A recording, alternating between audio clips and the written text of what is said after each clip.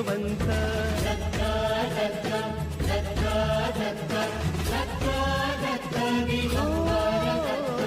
अवधूत चिंतन गुरुदेव दत्त गुरु आमचा तू आम्ही भाग्यवंत नसे जन्म मृत्यू नुरे काही खंत न प्रारंभ मध्य नसे काही अंत